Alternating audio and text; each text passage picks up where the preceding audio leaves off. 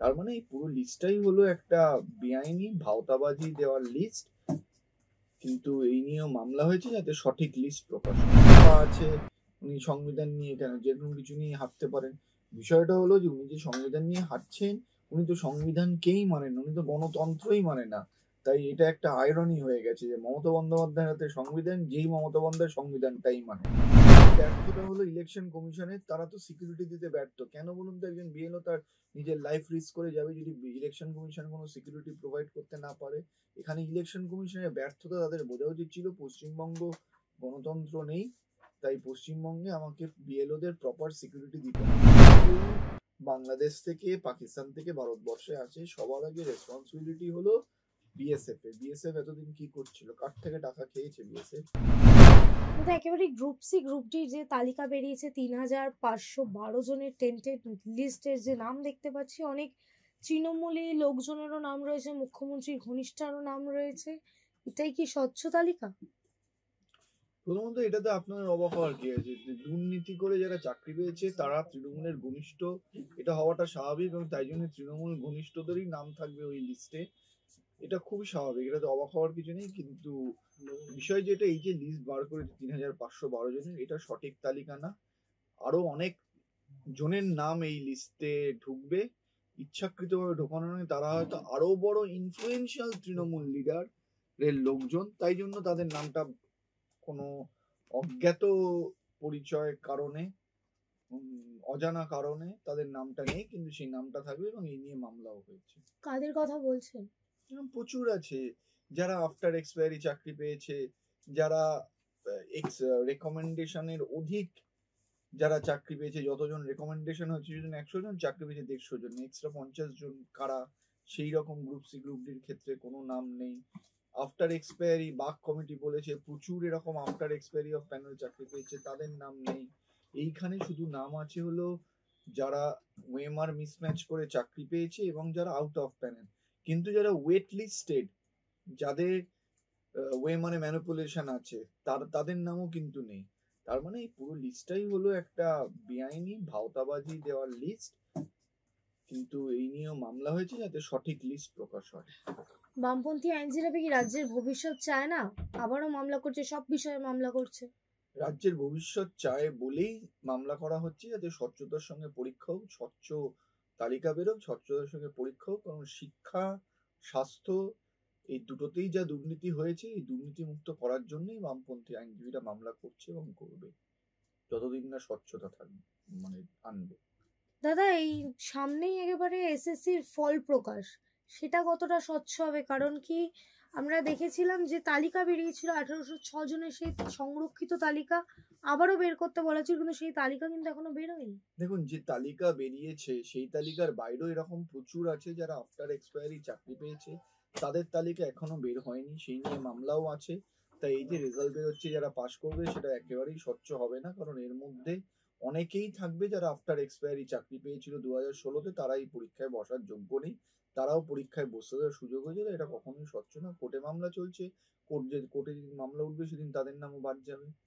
কিসের ভিত্তিতেই স্বচ্ছ এবং অস্বচ্ছ, মানে যোগ্য অযোগ্য, এটা আলাদা করা হচ্ছে? সুপ্রিম কোর্টের অর্ডার বলে দিয়েছে এই ক্যাটাগরি, যেরকম আফটার এক্সপায়ারি অফ প্যানেল, ওয়েমারের গন্ডগোল, আউট অফ প্যানেল, এইগুলোর ক্যাটাগরির মধ্যে যারা পড়ছে তারাই যোগ্য না, তারাই অযোগ্য।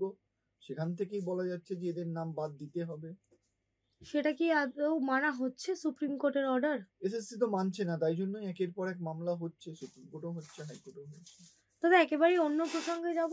এসআইআর বিরোধিতায় একেবারে রাজপথে নিচে মুখ্যমন্ত্রী মমতা বন্দ্যোপাধ্যায় সঙ্গে অভিষেক ব্যানার্জিও রয়েছে, একেবারে সংবিধান হাতে তিনি এসআইআর এর বিরোধিতা করছেন রাজপথে। দেখুন, ওনার হাত আছে তাই সংবিধান ধরেছে, পা আছে তাই হেঁটেছে।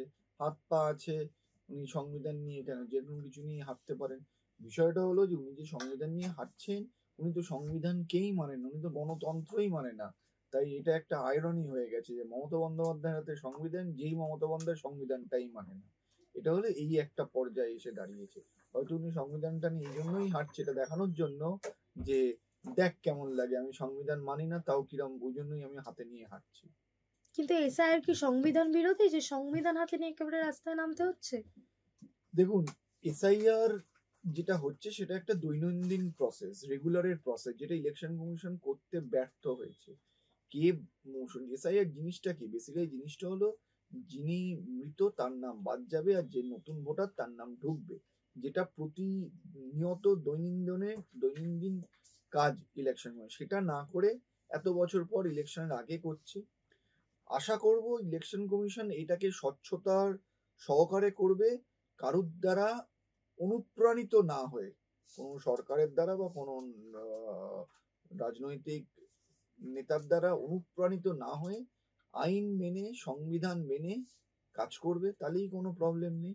আর যদি কোনো রাজনৈতিক দলের হয়ে কাজ করে ইলেকশন কমিশন, তখন তাদের সেই অ্যাকশনের এগেনস্টে যে মামলা হবে সেটা ফেস করতে হবে। আর আপনি এই জিনিসটার সঙ্গে মমতা বন্দ্যোপাধ্যায়ের আন্দোলনটা গোলাবেন না, কারণ মমতা বন্দ্যোপাধ্যায় চায় না যে এসআইআর হোক। তার একমাত্র কারণ হলো উনি চায় বহু ভোটার লিস্টে থাকুক, যাতে করে ওনাকে ভোট দিয়ে জেতায়। কিন্তু মুখ্যমন্ত্রী একেবারেই আজকে একটি পোস্ট করেছেন ফেসবুকে, তিনি লিখেছেন যে যতক্ষণ না রাজ্যের সমস্ত জনগণ ফর্ম ফিল আপ করবে ততক্ষণ তিনি ফর্ম ফিল আপ করবেন না। ফর্ম তিনি হাতে পেয়ে গেছেন। এটা ওনার ব্যাপার, ওনার নাম যদি ফর্ম ফিল আপ না করেন টাইম অনুযায়ী, তাহলে ওনার নাম বাদ যাবে, উনি ভোট দিতে পারবেন না। সেটা ওনার বুদ্ধি বিবেচনার বিষয় নিয়ে আর কি বলার আছে। রাজ্যের জনগণের জন্য এত চিন্তা? দেখুন, রাজ্যের জনগণের জন্য যদি চিন্তা হতো তাহলে উনি রাজ্যের উন্নতি করতেন, দুর্নীতিকে প্রশ্রয় দিতেন না, আর গণতন্ত্রটাকে মানতেন। এই তিনটে জিনিস যিনি মানেন না, তার মুখে জনগণের ভালো ঠিক মানায় না। কিন্তু দাদা এই এসআইআর যে এত শাসক বিরোধী তর্ক আমরা দেখতে পাচ্ছি, বিএলওদের ওপরও হুমকি, আর অনেক ক্ষেত্রে দেখা যাচ্ছে বিএলওরা চায়ের দোকানে বসে ফর্ম দিচ্ছেন, এটা কি হওয়ার ছিল? দেখুন, এইখানে ব্যর্থতা হলো ইলেকশন কমিশনের। তারা তো সিকিউরিটি দিতে ব্যর্থ। কেন বলুন তো? একজন বিএলও তার নিজের লাইফ রিস্ক করে যাবে যদি ইলেকশন কমিশন কোনো সিকিউরিটি প্রোভাইড করতে না পারে। এখানে ইলেকশন কমিশনের ব্যর্থতা তাদের বোঝা উচিত ছিল। পশ্চিমবঙ্গ গণতন্ত্র নেই, তাই পশ্চিমবঙ্গে আমাকে বিএলওদের প্রপার সিকিউরিটি দিতে হবে। ইলেকশন কমিশনের ব্যর্থতা যে বিএলওরা সিকিউরিটি পাচ্ছে না, তাদের ভয় দেখানো হচ্ছে, তাও তাদের কিছু করার নেই, ইলেকশন কমিশন কিছু কাজ করছে না। কিন্তু কুণাল ঘোষ তিনি একবারে ফেসবুকে একটা ভিডিও পোস্ট করে বলছেন যে অনেক জায়গায় সার্ভার ইস্যু হচ্ছে, কিছু কিছু জায়গায় কোনো কমপ্লেক্সে অচেনা মানুষদের ঢুকতে দেয় না, তাই বিএলওরা চায়ের দোকানে বসে ফর্ম দিচ্ছে। এটা এমন কিছু নেই? দেখুন, সেটা সেই বিএলও বলতে পারবে কেন উনি চায়ের দোকানে বসে ফর্ম দিচ্ছেন। এখানে তো আমার পক্ষে কেন উনি ফর্ম দিচ্ছেন এখানে বসে বলা তো সম্ভব না। তবে নিয়ম অনুযায়ী সবার বাড়ি বাড়ি যে গিয়েই করা উচিত। বিজেপির বিএলও কে একেবারে গলায় জুতোর মালা পরানো হচ্ছে। দেখুন, বিজেপির বিএলও না, বিজেপির বিএলএ। বিজেপি বা তৃণমূলের বিএলও হলেই প্রবলেম, আশা করবো সেটা যেন না হয়। বিএলএ কি করছে না করছে, দেখুন, গণতন্ত্র নেই বলেই এটা হচ্ছে। সুস্থ গণতন্ত্র এটা হয় না। তৃণমূল ভয় পায় যদি বিরোধীরা ইলেকশন এজেন্ট দেয়, বিএলএ দেয়। গণতন্ত্রের অভাব, গণতন্ত্র নেই, তাই জন্যই এটা হচ্ছে।